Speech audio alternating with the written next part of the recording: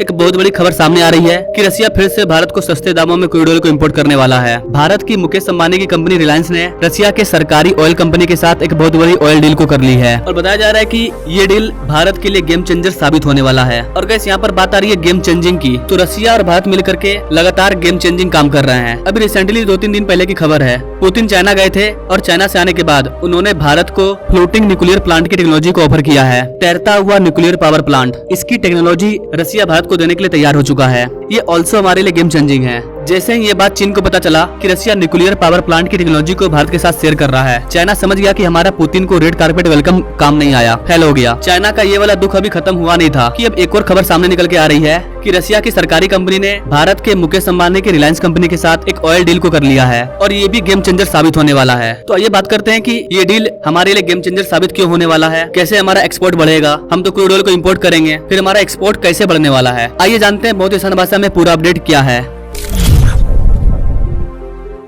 Guys जैसा कि आप सभी जानते हैं, पूरे दुनिया का सबसे बड़ा ऑयल रिफाइनरी अपने प्यारे भारत में मौजूद है। मुकेश अंबानी की कंपनी रिलायंस ने जामनगर में जामनगर रिफाइनरी को बनाया है, जो कि न सिर्फ भारत बल्कि पूरी दुनिया का सबसे बड़ा ऑयल रिफाइनरी है। रसिया ने जब हमें बम्पर ऑफर में क्रूड ऑयल दिया था, तो हमें रसिया से क्रूड ऑयल को लेकर के अपने रिफाइनरी में रिफाइन करके दुनिया में से एक्सपोर्ट किया था, जिससे कि हमें काफी ज्यादा फायदा हुआ था। और अब बताया जा रहा है कि एक बार फिर से रिलायंस ने रसिया के सरकारी ऑयल कंपनी के साथ एक मेगा ऑयल डील को साइन कर लिया है। रसिया से हम लोग भारी मात्रा में क्रूड ऑयल को इंपोर्ट करने वाले हैं, लेकिन इससे हमारा एक्सपोर्ट बढ़ेगा, क्योंकि रिलायंस अपने रिफाइनरी में इन सारे क्रूड ऑयल को पेट्रोल डीजल में कन्वर्ट करके दुनिया के अलग अलग कंट्री में बेचेगी और इससे हमें काफी ज्यादा फायदा होने वाला है। आप सभी जानते हैं कि भारत का जो सबसे बड़ा एक्सपोर्ट है वो मसालों का एक्सपोर्ट होता है, बासमती राइस का एक्सपोर्ट होता है, लेकिन एट प्रेजेंट टाइम भारत का जो सबसे बड़ा एक्सपोर्ट है वो ये सब कुछ नहीं है, वो बन चुका है क्रूड ऑयल। भारत अभी सबसे ज्यादा पेट्रोलियम को एक्सपोर्ट कर रहा है। यहाँ पर आप भारत के टॉप 10 एक्सपोर्ट्स की लिस्ट देख पाओगे। नंबर 1 पर है पेट्रोलियम प्रोडक्ट्स और उनसे बनने वाले वेरियस पेट्रोलियम प्रोडक्ट्स, इसको हम लोग एक्सपोर्ट करते हैं, उसको हम लोग अपनी रिफाइनरी में रिफाइन करते हैं। पेट्रोल डीजल का यूज किया जाता है भारत के अंदर। पेट्रोलियम प्रोडक्ट्स की वजह से भारत का जो एक्सपोर्ट है वो काफी ज्यादा बढ़ चुका है और यही हमारे करंट अकाउंट डिफिसिट को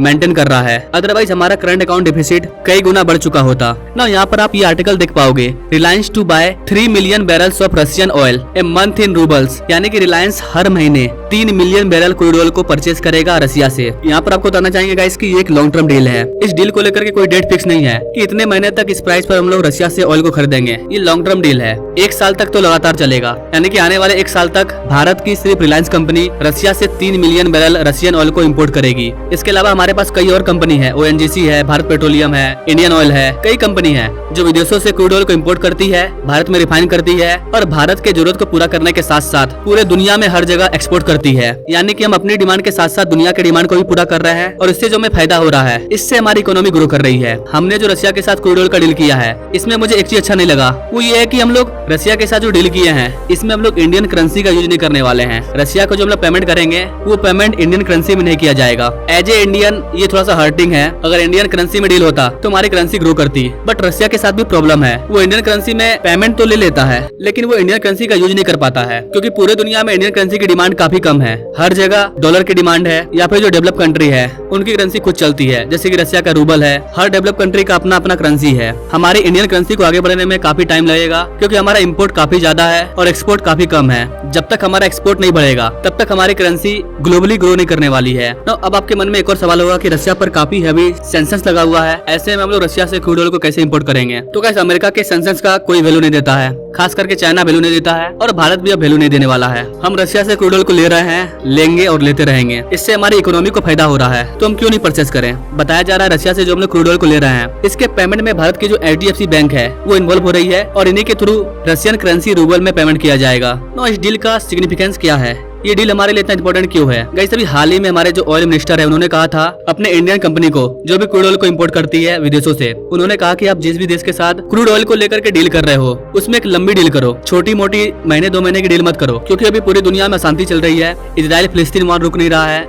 रसिया भी वॉर में इन्वॉल्व है। ऐसे में अगर आपको ऑफर में क्रूड ऑयल मिल रहा है तो आप बेखौफ लंबा डील कर लीजिए, 1-2 साल के लिए, ताकि क्रूड ऑयल का प्राइस अगर बढ़ भी जाए तो हमें प्रॉब्लम ना हो। इसके अलावा गाइस आपको ओपेक कंट्री के बारे में पता होगा। ओपेक कंट्री में बहुत सारे कंट्री शामिल है जिनके पास क्रूड ऑयल मौजूद है। वो लोग जानबूझ करके ऑयल के प्रोडक्शन को कम कर देते हैं ताकि वर्ल्ड लेवल पर ऑयल का प्राइस ज्यादा बढ़ जाए और फिर ऑयल का दाम बढ़ा करके ज्यादा दामों में क्रूड ऑयल को बेचते हैं। तो इस वाले डील की वजह से हमें ओपेक कंट्री से भी छुटकारा मिलेगा, क्योंकि हम लोगों ने एक फिक्स प्राइस में रसिया के साथ ऑयल डील को कर लिया है। अब 1 साल तक उसी प्राइस पर हमें ऑयल मिलेगा। दाम चाहे आगे बढ़ जाए या फिर कम हो जाए, डजंट मैटर। इसलिए बताया जा रहा है कि ये वाला डील हमारे लिए काफी इंपॉर्टेंट है। ओवरऑल देखा जाए तो रसिया भारत के साथ व्यापार को लगातार बढ़ाते जा रहा है, चाहे डिफेंस डील हो या फिर न्यूक्लियर टेक्नोलॉजी हो या फिर ऑयल डील हो। हर तरीके से रसिया भारत के साथ अपने व्यापार को बढ़ा रहा है। भारत और रसिया का बायलैटरल ट्रेड 50 बिलियन डॉलर के आसपास है, लेकिन ये बहुत जल्द 100 बिलियन डॉलर को क्रॉस करने वाला है। ना यहाँ पर एक और महत्वपूर्ण सवाल है, आपके मन में भी होगा, मेरे मन में भी है, कि रसिया हमें क्रूड ऑयल को इम्पोर्ट कर रहा है। उस क्रूड ऑयल को हम लोग रिफाइन करते हैं और रिफाइन करके दुनिया के अलग अलग कंट्रियों में बेचते हैं। तो रसिया ये काम खुद क्यों नहीं कर लेता है? रसिया के पास क्रूड ऑयल है,